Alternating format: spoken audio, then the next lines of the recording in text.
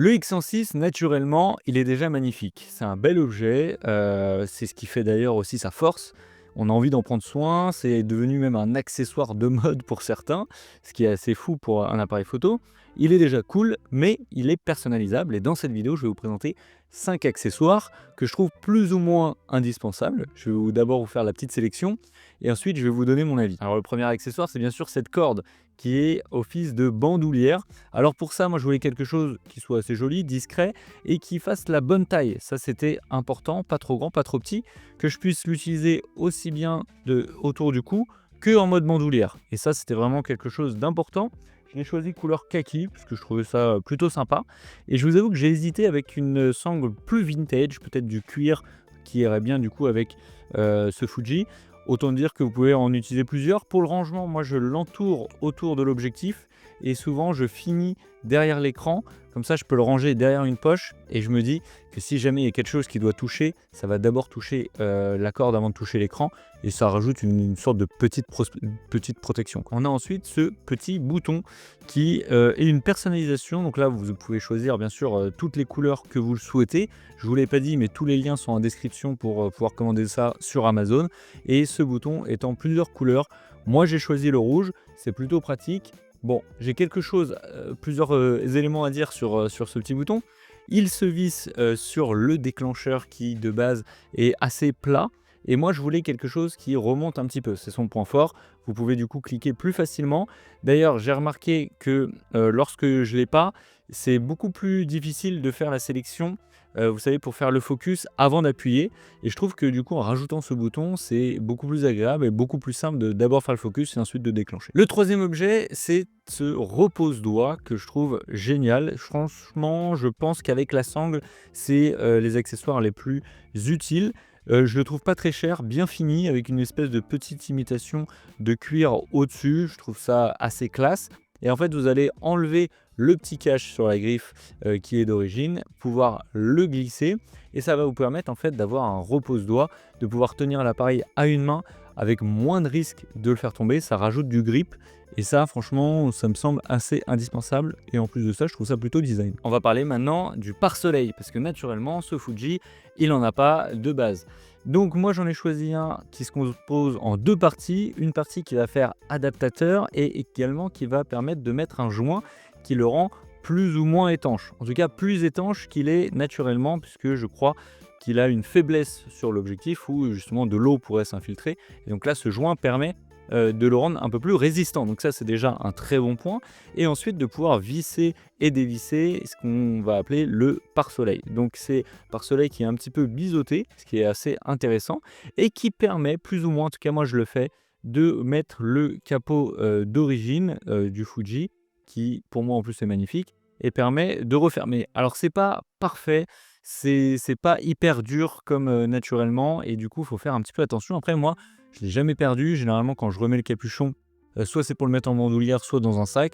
Et pour l'instant, c'est jamais tombé. Mais il faut faire attention, il y a des petits jours et il tient pas non plus parfaitement. J'ai d'ailleurs quelques trucs à dire sur cet accessoire, mais on va passer avant ça au dernier, qui est tout simplement le filtre mist. Alors le filtre mist, pour ceux qui ne connaissent pas, c'est un filtre qui permet de diffuser la lumière et d'adoucir un petit peu votre image avec du petit grain, ce qui permet notamment d'avoir des images comme celle-ci qui sont assez belles, assez vintage et d'avoir ce petit halo de lumière, notamment dans les hautes lumières. Donc ça permet de... C'est assez caractéristique hein, du filtre et des photos faites au Fujifilm. D'ailleurs, il y a quelques simulations de film qui vous conseille justement d'avoir un filtre mist pour avoir le rendu souhaité. Donc moi, c'est vrai que je raffole de ce filtre. Des fois, j'en abuse un petit peu et des fois même je me dis ah, j'aurais préféré ne pas l'avoir sur cette photo-là. Donc faut l'utiliser avec modération et même je vous conseille des fois de l'enlever pour faire des photos un petit peu différentes. Avant de vous donner mon avis sur les accessoires que j'aime, les petits défauts, les trucs à retenir avant d'acheter ou pas, je voulais vous inviter à vous abonner à cette chaîne puisqu'on n'est pas beaucoup, on est moins de 6000. C'est l'occasion de faire partie de cette petite famille des vidéastes. Ici on parle matos, d'astuces et également de développement de son activité. Comment on trouve des clients, comment est-ce qu'on vend nos prestations, etc. etc. Donc si ça t'intéresse, je vais y arriver, n'hésite pas à t'abonner et de me mettre un petit message dans les commentaires, parce qu'on n'est pas beaucoup, donc ça me fait plaisir de parler avec toi à chaque fois dans cette zone. Parlons de tous ces accessoires, ce que j'aime et ce que j'aime pas. Tout d'abord, parlons du repose-pouce parce que c'est là où il y a le moins de choses à dire. Franchement, je pense que c'est celui que je préfère. Il est génial.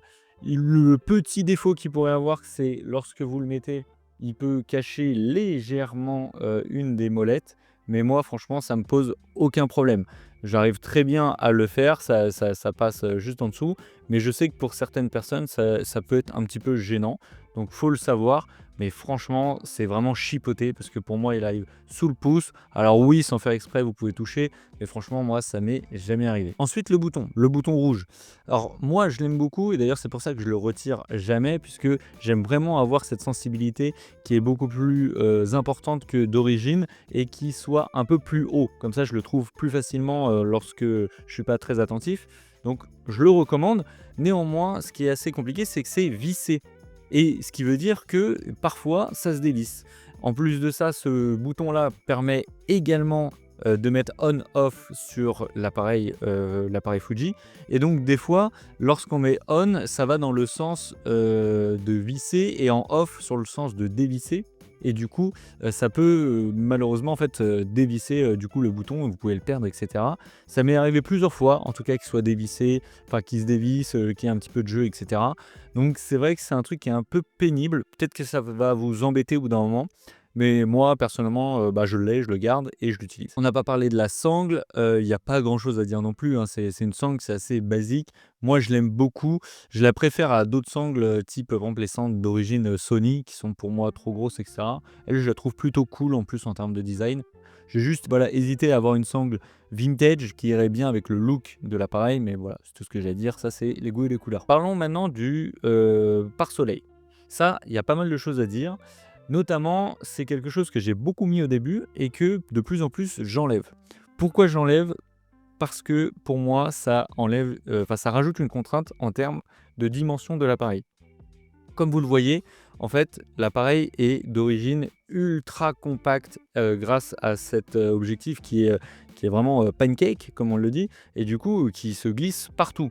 Lorsqu'on a le pare-soleil, c'est vrai que la largeur est beaucoup plus importante, et c'est vrai que c'est dommage d'avoir un appareil comme ça qui est petit, qui est très compact, et d'y rajouter autant de largeur. Alors après, évidemment, hein, ça vous enlève une fonctionnalité lorsqu'il y a du soleil, mais il faut faire des choix et aussi ça enlève de la protection, notamment ce que je vous disais sur la partie poussière et la partie eau qui pourrait s'infiltrer.